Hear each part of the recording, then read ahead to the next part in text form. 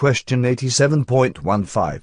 Questioner: then assuming that a single negatively oriented entity is responsible for the recruiting of a harvested third density entity and adds its polarity to his negative polarity and power, what type of ability or what type of benefit is this and how is it used by the entity? Answer: I am Ra.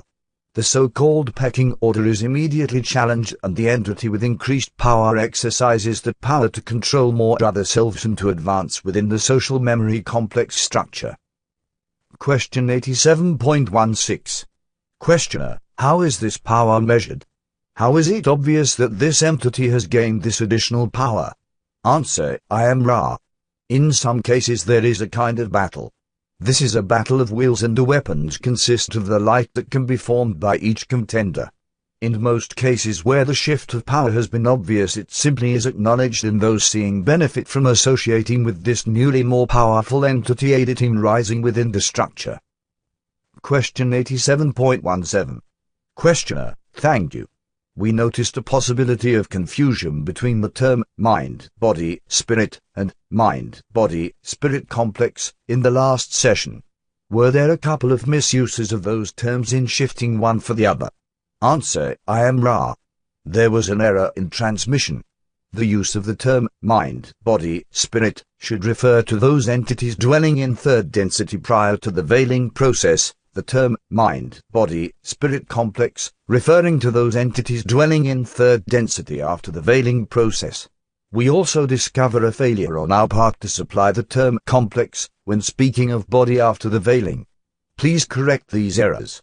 Also, we ask that you keep a vigilant watch over these transmissions for any errors and question without fail, as it is our intention to provide as undistorted a series of sound vibration complexes as is possible. This entity, though far better cleared of distortions towards the pain flares when prepared by those mental vibration complexes you call prayer, is still liable to fluctuation due to its pre-incarnative body complex distortions and the energizing of them by those of negative polarity. Question 87.18. Questioner: thank you. We will make the corrections asterisk. In the last session you made the statement that before the veiling, sexual energy transfer was always possible. I would like to know what you meant by it was always possible and why it was not always possible after the veiling, just to clear up that point. Asterisk: the text was corrected before publishing and now reads as it should. Answer: I am Ra. We believe that we grasp your query and will use the analogy in your culture of the battery which lights the flashlight bulb. Two working batteries placed in series always offer the potential of the bulb's illumination. After the veiling, to continue this gross analogy, the two batteries being placed not in series would then offer no possible illumination of the bulb. Many mind, body, spirit complexes after the veiling have, through blockages, done the equivalent of reversing the battery. Question 87.19. Questioner: what was the primary source of the blockages that caused the battery reversal? Answer: I am Ra. Please query more specifically as to the mind, body, spirits or mind, body, spirit complexes about which you request information. Question 87.20. Questioner: before the veil there was knowledge of the bulb lighting technique, shall we say. After the veil some experiments created a bulb lighting, some resulted in no bulb lighting. Other than the fact that information was not available on methods of lighting the bulb, was there some root cause of the experiments that resulted in no bulb lighting? Answer: I am Ra. This is correct. Question 87.21. Questioner: what was this root cause? Answer: I am Ra.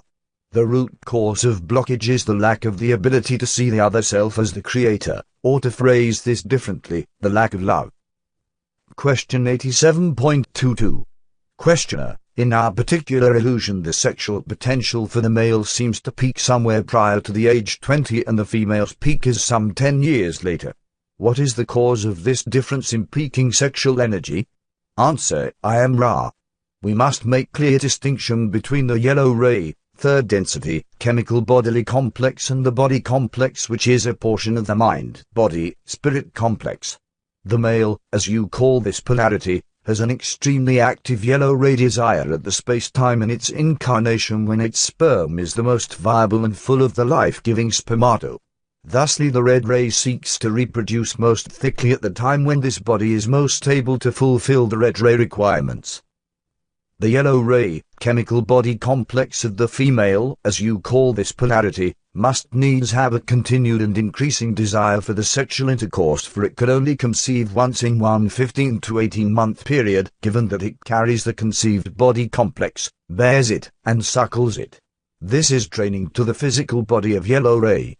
To compensate for this, the desire increases so that the yellow ray body is predisposed to continue in sexual congress, thus fulfilling its red ray requirement to reproduce as thickly as possible. The more, shall we say, integral sexuality or polarity of the body complex, which is a portion of the mind-body-spirit complex, does not concern itself with these yellow ray manifestations but rather follows the ways of the seeking of energy transfer and the furthering of aid and service to others or to the self. Question 87.23. Questioner: in addition, why is the ratio of male to female orgasms so heavily loaded on the side of the male? Answer: I am Ra. We refer now to the yellow ray, physical body or, if you will, body complex. At this level the distinction is unimportant. The male orgasm which motivates the sperm forward to meet its ovum is essential for the completion of the red ray desire to propagate the species. The female orgasm is unnecessary.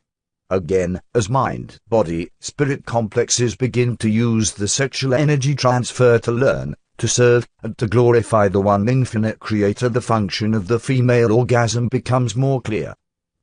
Question 87.24.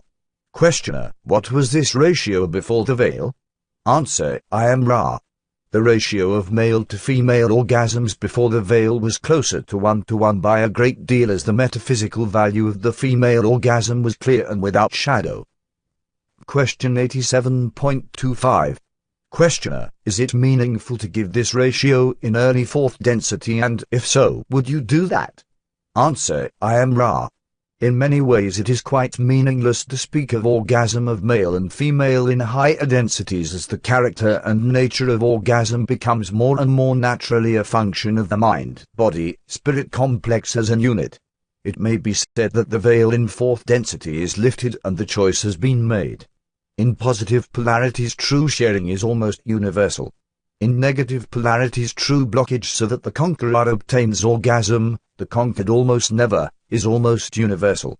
In each case you may see the function of the sexual portion of experience as being a most efficient means of polarization. Question 87.26. Questioner: in our illusion we have physical definitions for possible transfers of energy. We label them as the conversion of potential to kinetic or kinetic to heat, and examine this with respect to the increasing entropy.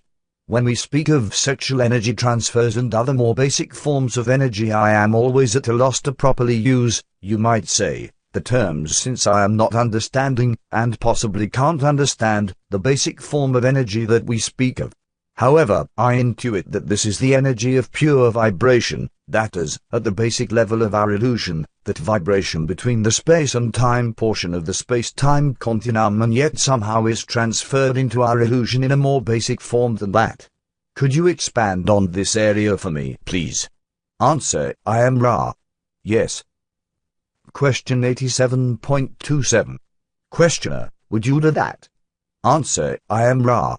You are correct in assuming that the energy of which we speak in discussing sexual energy transfers is a form of vibratory bridge between space-time and time-space. Although this distinction is not apart from that which follows, the which follows may shed light upon that basic statement. Due to the veiling process, the energy transferred from male to female is different than that transferred from female to male. Due to the polarity difference of the mind, body, spirit complexes of male and female, the male stores physical energy, the female mental and mental-emotional energy. When third density sexual energy transfer is completed, the male will have offered the discharge of physical energy.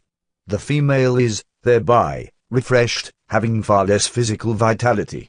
At the same time, if you will use this term, the female discharges the efflux of its stored mental and mental-emotional energy, thereby offering inspiration, healing, and blessing to the male, which by nature is less vital in this area. At this time may we ask for one more full query. Question 87.28. Questioner: why is the male and the female nature different? Answer: I am Ra. When the veiling process was accomplished, to the male polarity was attracted the matrix of the mind, and to the female, the potentiator of the mind, to the male the potentiator of the body, to the female the matrix of the body. May we ask if there are any brief queries before we close this working? Question 87.29. Questioner: is there anything that we can do to make the instrument more comfortable or to improve the contact? Answer: I am Ra. We shall find the suggested readjustment of the sensor helpful. The alignments are good. You have been conscientious, my friends. We leave you now in the love and in the light of the one infinite Creator. Go forth, therefore, rejoicing merrily in the power and in the ineffable peace of the one infinite Creator.